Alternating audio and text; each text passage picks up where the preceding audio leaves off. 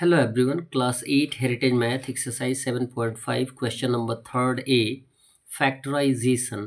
Factorisation में आपको दिया गया 4x cube y minus 256 X Y cube. Clear है। अब हमें यदि फैक्टराइजेशन करना है तो हमारे पास केवल दो टर्म दिया गया है।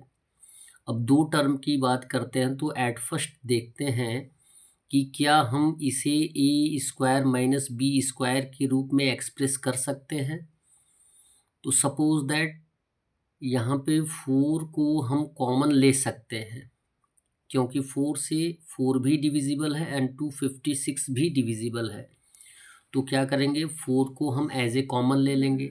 दोनों टर्म में x दिया गया है तो x को भी हम कॉमन ले सकते हैं। दोनों टर्म में y दिया गया है तो y को भी हम कॉमन ले सकते हैं। यदि 4x y कॉमन हम लेते हैं तो कितना बच जाता है ये देख लें। 4 से 4 कट गया, एक x हमने x क्यूब से ले लिया तो x स्क्वायर बच गया, y से y हमने ले लिया तो कुछ नहीं, यानी x square as a factor बचा है। माइनस 4 से डिवाइड कर देंगे 256 को तो आंसर के रूप में आ जाएगा 64। और यद्यपि x को हमने एज ए कॉमन लिया है, y को भी हमने कॉमन लिया है, लेकिन यहाँ पे सिंगल y लिया है, बचा कितना y स्क्वायर, तो 64 y स्क्वायर। अब यहाँ पे टर्म सेटिस्फाई कर रहा है ए स्क्वायर माइनस बी स्क्वायर, तो इसको स्क्वायर के रूप में शो करेंगे तो 4xy कॉमन रहेगा। एक्स स्क्वायर का एक्स होल स्क्वायर माइनस 64 का स्क्वायर रूट हो जाएगा 8 और वाई स्क्वायर का वाई होल स्क्वायर हो जाएगा, यानी 8y होल स्क्वायर। अब इसको हम एक्सप्रेस कर देंगे a माइनस बी और a प्लस बी को, यानी x को a मान लेंगे, 8y को क्या मान लेंगे, b मान लेंगे।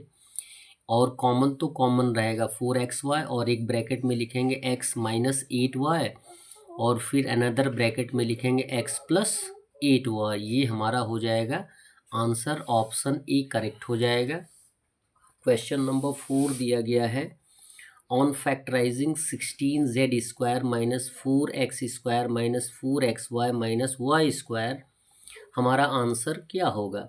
What will be the answer, क्या आंसर होगा। तो एट फर्स्ट हम क्वेश्चन को लिख लेंगे, उसका सॉल्यूशन फाइंड आउट करेंगे। तो यहाँ पे हम देखेंगे कि जो ये 3 टर्म्स दिए गए हैं इनको हम a प्लस बी के होल स्क्वायर में सेटिस्फाई कर सकते हैं, या ये जो 3 टर्म्स हैं वो a प्लस बी के पार्ट में सेटिस्फाई करते हैं।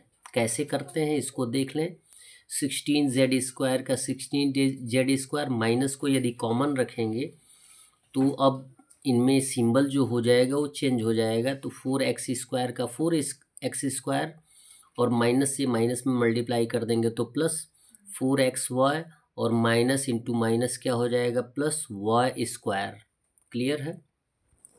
अब इसको हम a प्लस बी के होल स्क्वायर में कैसे सेटिस्फाई करते हैं ये भी देख लें। टर्म क्या होता है, a square plus 2ab plus B square, यानी मिड टर्म क्या होता है 2ab और फर्स्ट एंड लास्ट टर्म होता है a एंड b। तो 4x स्क्वायर को स्क्वायर रूट फाइंड आउट करके लिख देंगे तो 2x होल स्क्वायर आ जाएगा, प्लस वाई स्क्वायर को y होल स्क्वायर आ जाएगा। अब यहाँ पे a का वैल्यू 2x है और b का वैल्यू y हो गया। बीच वाले टर्म को देखें, सेटिस्फाई करें, आप सेटिस्फाई कर रहा है कि नहीं कर रहा है। तो बीच वाला टर्म क्या होता है 2 इंटू ए इंटू बी, यानी 2 में a के वैल्यू से 2x और b के वैल्यू से y, मल्टीप्लाई करें 2 2 ज़ा 4 और x का x और y का y, इट मीन्स ये सेटिस्फाई कर रहा है। तो इसको हम लिख देंगे 2x plus Y whole square. अब हमारे पास एक टर्म आ गया a और एक टर्म आ गया b। 16 का स्क्वायर रूट फाइंड आउट कर देंगे तो 4z whole square minus 2x plus Y whole square, इसे हम एक्सप्रेस कर देंगे a square minus B square equal a minus B और a प्लस बी के फॉर्म में एक्सप्रेस कर देंगे। तो एक क्या है a माइनस बी, एक टर्म को a मान लेंगे और सेकेंड टर्म को b मान लेंगे। तो लिखेंगे curly bracket 4z minus in bracket 2x plus Y close in another bracket 4 यानी a plus b 4z plus 2x plus Y. अब ब्रैकेट हटा के लिख सकते हैं तो यहाँ पे लिखेंगे 4z माइनस 2x और माइनस वाई। क्यों माइनस यहाँ पे आया है किसी भी ब्रैकेट के पहले यदि माइनस का सिंबल होता है, जब भी हम ब्रैकेट को रिमूव करते हैं तो उसके सभी टर्म के सिंबल क्या हो जाते हैं, चेंज हो जाते हैं। तो यहाँ पे आ जाएगा 4z minus 2x minus Y, ये एक आ गया फैक्टर। और उसके बाद दूसरा फैक्टर आएगा 4z plus 2x plus Y, जिसमें ऑप्शन सी क्या हो जाएगा, करेक्ट हो जाएगा। That's all. वीडियो को लाइक करें और चैनल को सब्सक्राइब करें। धन्यवाद।